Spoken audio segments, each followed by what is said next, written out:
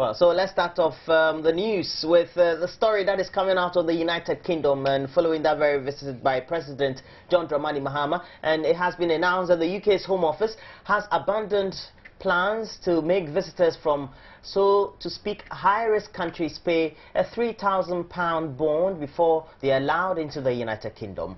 A Home Office spokesman said the government had been considering whether they piloted a bond scheme that would deter people from overstaying their visa. Well, the Home Office said they had decided not to proceed with the decision, and the decision therefore means Ghanaians who intend visiting the United Kingdom will not have to pay a £3,000 security bond as contemplated early on by the United Kingdom government a few months back. And the decision is thought to have been taken after Deputy Prime Minister Nick Clegg threatened to block it. The aim of the scheme was to reduce the number of people from some high-risk countries, including Ghana, India, Pakistan and Nigeria, staying in the UK once their short-term visas had expired.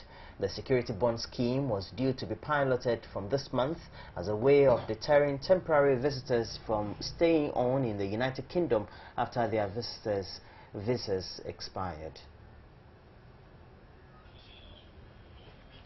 Government spent over $300 million in subsidies between August 2012 and July 2013. This is according to the Deputy Chief Executive in charge of Engineering and Operations of the Volta River Authority, Engineer Kofi, who says Ghana must face the reality of higher tariffs to improve their energy situation. He was speaking during the annual National Congress of the Senior Staff Association of the Volta River Authority, which took place in the Espison Stadium, Esipon Stadium in the Western region.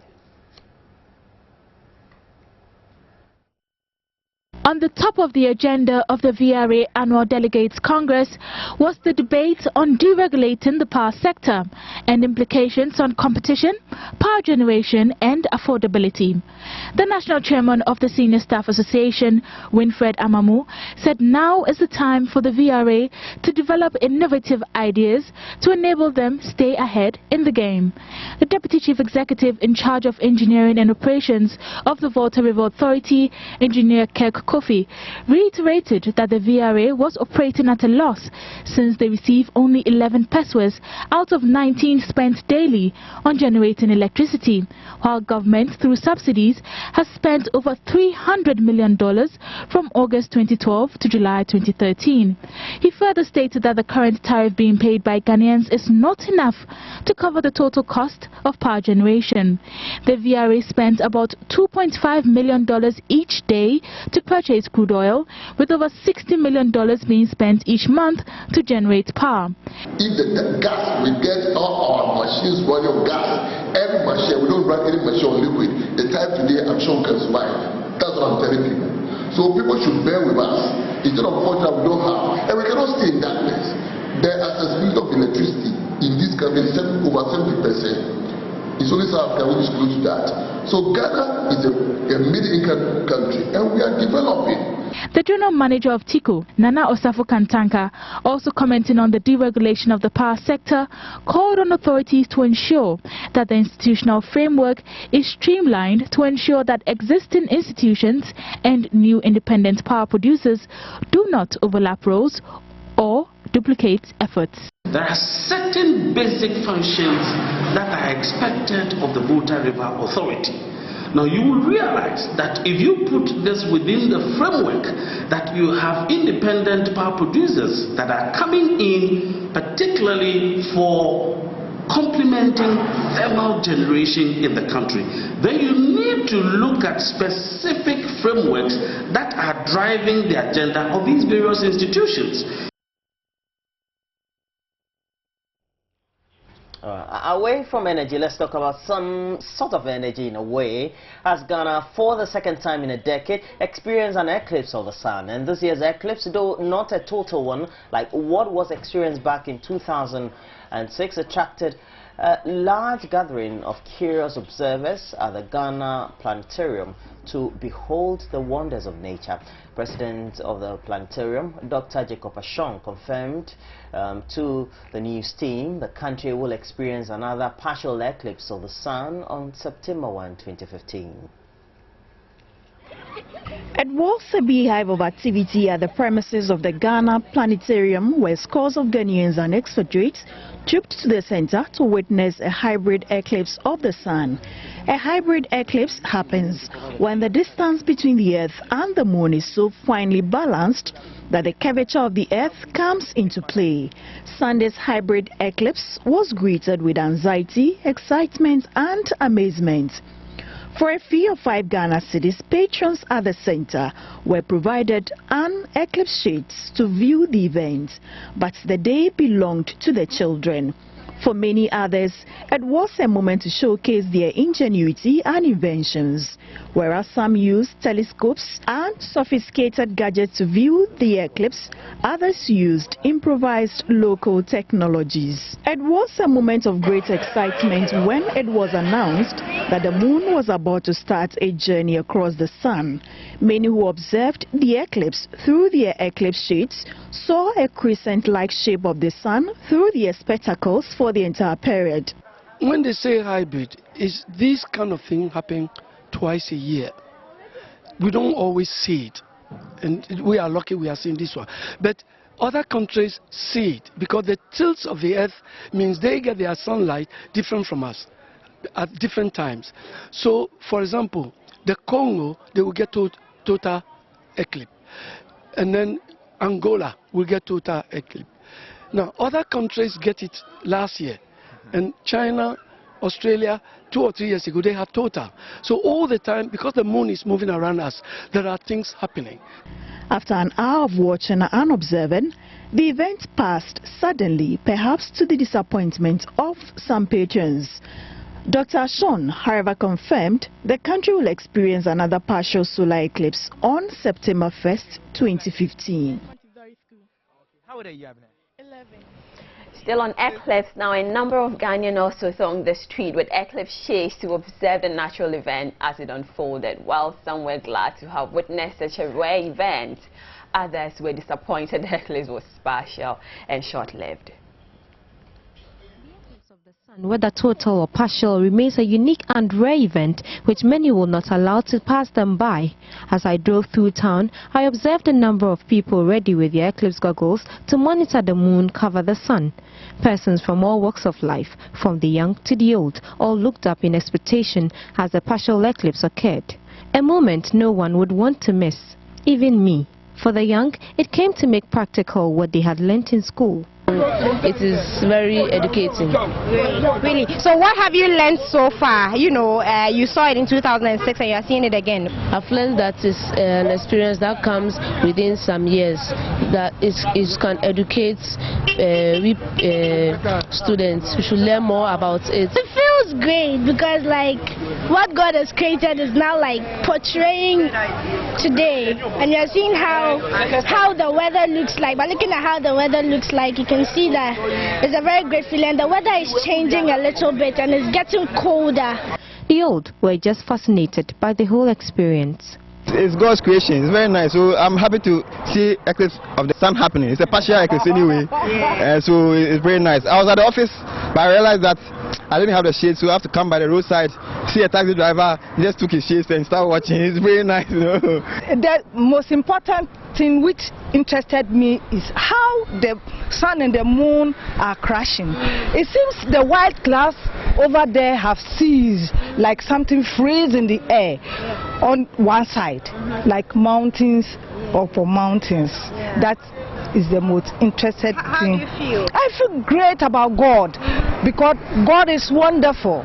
I could not agree more with her observation, but I noticed the partial eclipse had cast interesting reflections on the wall and floors of some stores.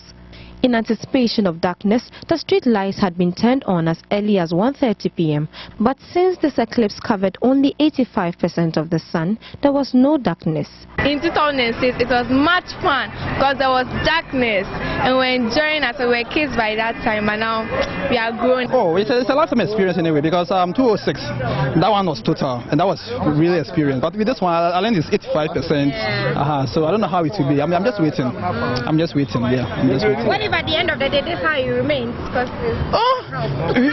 Would you be disappointed? Very disappointed, seriously. I'll be very disappointed because I mean, we are all waiting to have a nice experience. Abigail Adomakwenchi for Joy News.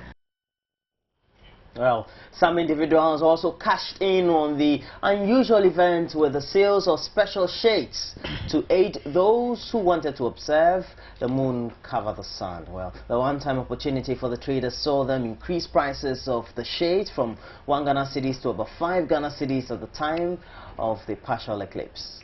These shades are hardly ever seen on the market. They only make the odd appearance when an eclipse is approaching. Although many felt the shades were in short supply for this eclipse, I spotted a number of young men trading in them on the Osu Oxford Street in Accra. It was already past 1 Sunday and the event was almost over. However, for these enterprising youth, it was rush hour, the time to make more money. Wow,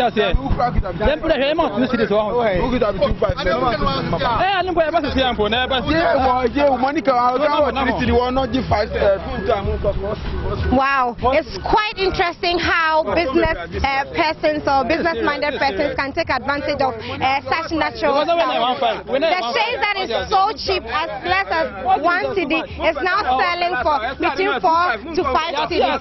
Quite amazing.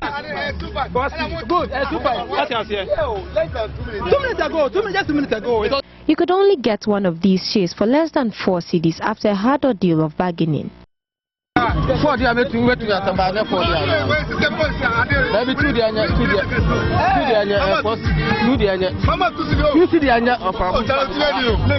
it was sold at 1 cedi. I wanted to buy 2 cedi. He said no, so I doesn't know to buy.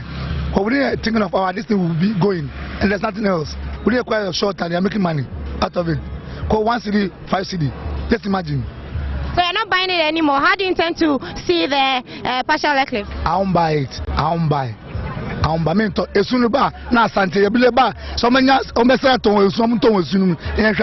A number of people walked away disappointed, complaining that the eclipse shades had become too expensive to buy and use for just about 2 minutes. The traders told me off camera they had already made their sales for the day and will keep the remaining shades to sell during the next eclipse. Reporting for Joy News, Abigail Adomakwenchi. Kingsley Obentre of GBC Radio emerged as the winner of the GJA Awards, Journalist Answer of the Year. PVA and Journalist of the Year Award on Saturday. Manesi and Awuni Azuri, who won the 2011 edition of the award, had to relinquish his title to the new winner, even though he also won for the 3rd consecutive time Best Reporting in the TV category. Obencheme's story, titled "Where Did the Half-Ladder Go?" helped crown him the Journalist of the Year 2012 and also won him the Best Science Report Award. His story brought to bear dangers inherent in the use of metallic cooking utensils. Best Report in Radio went to Kweku Owusu Prepra of Joy FM, with Manasseh Azuri Awuni winning Best News Reporting TV category for Joy News. Best News Reporting in Print went to Charles Benoni Okain of Graphic Business, and Best Feature TV Edition went to Diliofori of TV3. Then came Efwa Akwa Harrison with the Development Journalism for Furthering the MDGs Award, with Gifty Andro Apia grabbing the Best in Rural Reporting TV. An honorary award went to Mausia Fele, Syria Kolache, Wendy Siama and Tom Dokenu for their commitment and contribution towards the development of journalism. In all, 30 awards were given. Each award winner will get an LED flat screen from Samsung as part of the prize package. One more time, Kingsley Obentre of GBC Radio. Ghana salutes you. Well, we say congratulations to them. Meanwhile, 4 journalists from the multimedia group did the company proud at the GJA Awards, picking up plaques for 4 categories. Joy News reporter Emmanuel Ante interacted with award winners after the show, and here are the highlights. Multimedia has always been in the lead when it comes to authentic and credible news, and we have always won the awards, and today is no different. Just quite recently, Gifty Andro Apia won the international award, the 3rd from the multimedia group to win that award. Locally now we have 4 of the multimedia group winning awards from the GJA Awards. Now I have them with me here just for us to have a little chit chat as to what makes them thick and what makes them go the extra mile to get the story done. Guys, you're welcome to Multi TV. Thank you very much. Joyce, Gifty, let me start with you. Why you want to start with me? You know, what really did you feel when you were mentioned once again, that you have won another award? What went through? Well, are you talking about tonight or during the nominations? During the nominations, and then tonight when you were walking towards... Okay, during the nominations, I wasn't sure which story because I filed like 3 stories, so I wasn't sure which of them. I was really thinking it was the one that won the award at the CNN, but it wasn't. When I was called, you know, I knew it because they mentioned a name that I was very familiar with. Adaklu Amango Tideke is a name that rings through my mind even when I'm sleeping, because I've been with these people for a while, and their story has intrigued me. I've told their story and the story has intrigued me. So, well, I heard the name and I knew it was me because I'm the only, you know, it's like exclusive to me. I'm Adaklu Amango Tideke. So it was exciting, and it was good that whatever I tried to do with the story that I got, I actually just stumbled on them. We were following the president during one of their campaigns, and we saw that village, and then we decided that, wow, we need to tell the story, these people's story. So I was happy, and I'm hopeful that some way, somehow, things will change for the people of Adaklu Amango Tideke. And I'd like to acknowledge Solomon Jojo Kobna. He's not here right now, but if you're watching this wherever you are, I mean, you're my brother, you are the one who's been pushing me, you're the one I get inspired from. You know, we rub off on each other, like the saying, iron sharpens iron. Like, he's my soulmate when it comes to journalism, right. That I can surely say. And then the cameraman, Newton was there ready to go. The driver, Mr. Banda, who took this woman to the next town for her to get treatment. He was rushing us so that we go to Tamale and get there before dark, but then we pushed and he finally, you know, accepted, and we took this woman to the hospital. And then, of course, the people who helped me edit the story. It took me a week to edit the story, and then of course support from Miss Mo, our boss. You know, she supported me a lot when I was writing this story. She even did the final overall editing, so I say thank you to all these people. Tell me, you handed over your mantle to another person. How does it feel? Well, I think it feels normal. I say normal because in life it's not all about winning. Sometimes you lose and it tells you that go and work harder. But I think today's award is so special to me. I've won so many, but it's so special to me because this is the 3rd consecutive time I'm winning this particular award. That's the best in TV news reporting. Wow. And so multimedia, Joy FM. It's unfortunate they mentioned Joy FM, but this actually was for Multi TV. And they shouldn't be surprised in future if I will switch from Joy FM to Joy News Channel on Multi. Hallelujah to that.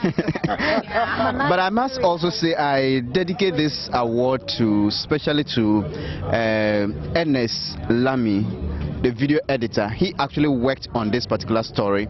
I think it was during the Christmas, and when I came, I think it took 3 days to edit the story. A lot of the editors, when I'm busy, I'm that, so I had to plead with him. He sat me down and we went home late in the night. So Ernest Lamy, I'm so grateful to you for your time, and it's paid off. Well, you heard it from our stars from the multimedia group, and I can promise you, I assure you this, that next year we are going to win even better awards. I mean, we are going to win more of the awards come next year from the multimedia group and from the banquet hall in Accra, the State House. This is Emmanuel Ante reporting for Joy News. And I am Gifty. Yes. Wow, so journalists of the multimedia group are excited about the awards that they grabbed over the weekend. I say congratulations to all of them. It's always fun to be a journalist. Let's look at the headlines again. Now, UK Home Office abandoned her plan to make visitors from high-risk countries to pay a £3,000 bond. On Sunday, that was in the afternoon, well, Ghana experienced for the 2nd time in nearly a decade a partial eclipse of the sun. Yeah. So up next is sports. You stay on. We'll be right back.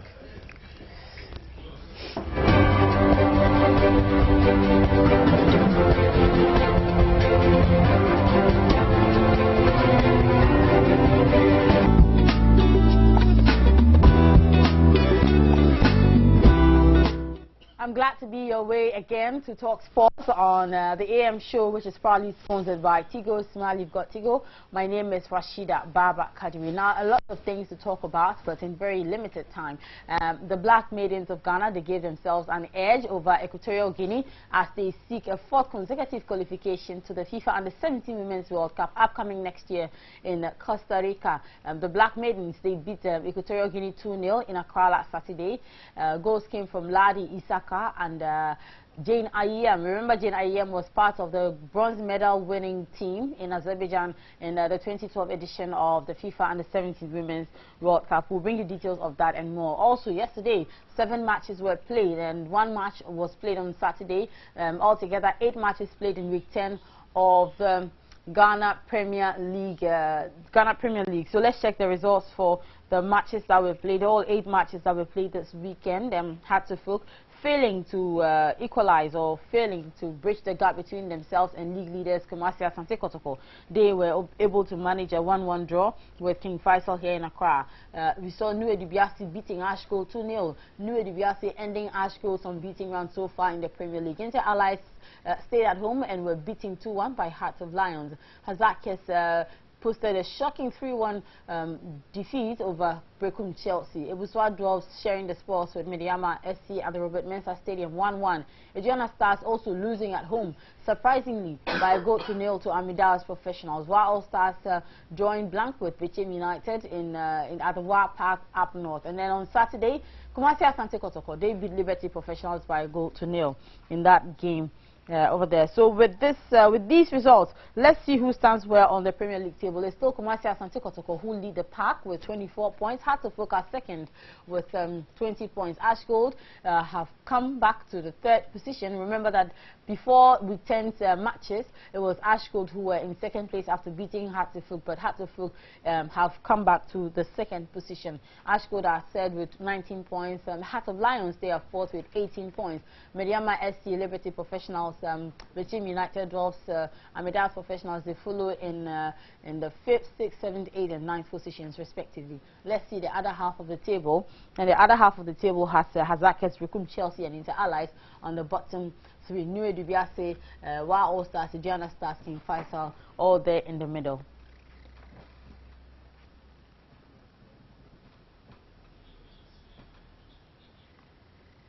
Right, so there were matches that were played in England over the weekend, and the biggest of them all was that shocking 2-0 win Arsenal posted over Liverpool at the Emirates Stadium, all the way in London. And of course, our big match on Saturday was the one between Norwich City and Manchester City at the Etihad Stadium. Manchester City beating Norwich by 7-0. In other results of the English Premiership matches that were played over the weekend, Everton drawing blank with Tottenham Hotspur. This game was played yesterday, together with the other one between Cardiff City and Swansea City. Cardiff winning at home by a 1-0. Newcastle United beating Chelsea there by 2-0. And I'm sure that, it just allowed Arsenal to stretch the lead to 5 more points on the table. Fulham 1, Manchester United 3. Hull City beat Sunderland by a 0-0. Manchester City, like I said, beating Norwich City by 7-0. This game was live on the George Sports channel on Multi TV, also on Adom TV. Stoke City 1, Southampton 1. West Bromwich Albion 2, Crystal Palace 0. West Ham United 0, Aston Villa 0. Arsenal 2, Liverpool 0. Finally, let's check out Bundesliga results for matches that were played this weekend. Up on your screens now. And FC Augsburg 2, Mainz 1, Werder Bremen 3, Hannover 96 2, Hamburg SV 0, Borussia Mönchengladbach 2, Hertha Berlin 0, Schalke 04 2, Nürnberg 0, SC Freiburg 3, TSG Hoffenheim 1, Bayern München 2, TSV Eintracht Braunschweig 1, Bayer Leverkusen 0, Eintracht Frankfurt 1, VfL Wolfsburg 2, Borussia Dortmund 6, VfB Stuttgart 1. So a lot of home defeats in the Bundesliga this weekend, with Borussia Dortmund being the ones who were able to record a massive home win. And on that note, we'll draw the curtain on this morning's edition on Sports on the AM show. We'll be back at midday to talk more sports. Remember that Sports on the AM show is proudly brought to you by Tigo. Smile, you've got Tigo.